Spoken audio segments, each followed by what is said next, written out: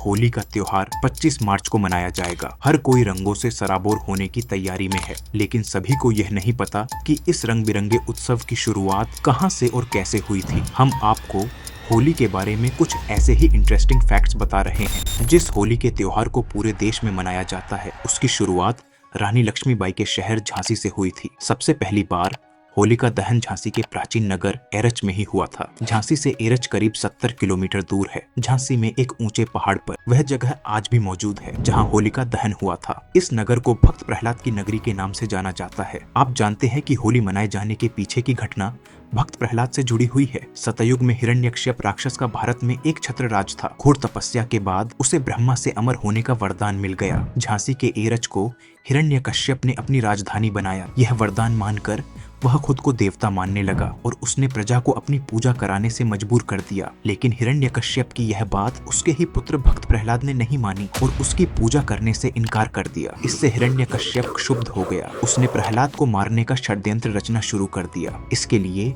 उसने अनके प्रयास किया, जैसे कि उसने प्रहलाद को हाथी से कुचलवाया, ऊंचे पहाड़ से बेतवा नदी में धक्का दिया, लेकिन प्रहलाद बच गए। जहां प्रहलाद नदी में गिरे वह जगह भी मौजूद है और कहा जाता है कि हिरण्यकश्यप ने भक्त प्रहलाद को जिस जगह बेतवा नदी में फेंका था उस जगह पाताल जैसी गहराई है। कई प्रयास विफल होने के बाद हिरण्यकश्यप ने होलिका के साथ षड्यंत्र रचा। होलिका हिरण्यकश्यप की बहन थी। उसे वरदान था कि उसे अग्नि नहीं जला सकती। हिरण्यकश्यप ने अपनी बहन होलिका से भक्त प्रहलाद को लेकर अग्नि में प्रवेश करने को कहा। वह अपने वरदान के बारे में भूल गई कि यदि किसी और के साथ जाएगी तो खुद ही जल जाएगी और हिरण्यकश्यप की बातों में आ गई। एरच के ग्राम ढिकोली से बने ऊंचे पहाड़ पर अग्नि जलाई गई। होलिका भक्त प्रहलाद को लेकर इसी अग्नि में प्रवेश कर गई। इससे वह उस आग में जलकर खाक हो गई, जबकि भगवान विष्णु ने भक्त प्रहलाद को अग्नि से बचा लिया। आसपास क्षेत्र में भीषण आग फैल गई। इससे बौखलाए हिरण्यकश्यप ने अपने पुत्र भक्त प्रहलाद को झांसी के एरच में स्थित इसी पहाड़ जहां उसकी बहन होलिका जली पर एक अग्नि से तपे हुए खंभे से बांधकर मारना चाहा। तलवार से उसका गला काटना चाहा।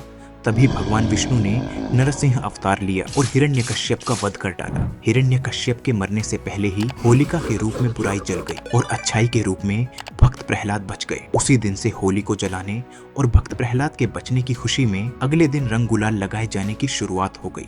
इतिहासकार हरिओम दुबे बताते हैं कि एरच को भक्त प्रहलाद की नगरी के रूप में ही जाना जाता है। उनके पास सिक्कों के संग्रह में से एक दुर्लभ सिक्का भी है, जिसमें एरच का नाम ब्रह्म लिपि में एरिकच्छ लिखा है और नृत्य करती हुई मोर बनी हुई है। दतिया जिले में प्राप्त अशोक के शिलालेख में लिखी लिपि का तरीका एक जैसा है। इससे प्रतीत होता है कि भक्त प्रहलाद की नगरी में यह सिक्का में लगभग 2300 साल पहले चलता था। एरच के प्राचीन होने के अनेक प्रमाण मौजूद हैं। धार्मिक स्थलों से जुड़ी मान्यताएं और ऐतिहासिक स्थल दोनों मिलकर एक प्राचीन घटना की सत्यता की पुष्टि करते हैं। दोस्तों, अगर वीडियो पसंद आया तो वीडियो को लाइक करके चैनल को सब्सक्राइब करना न भूले।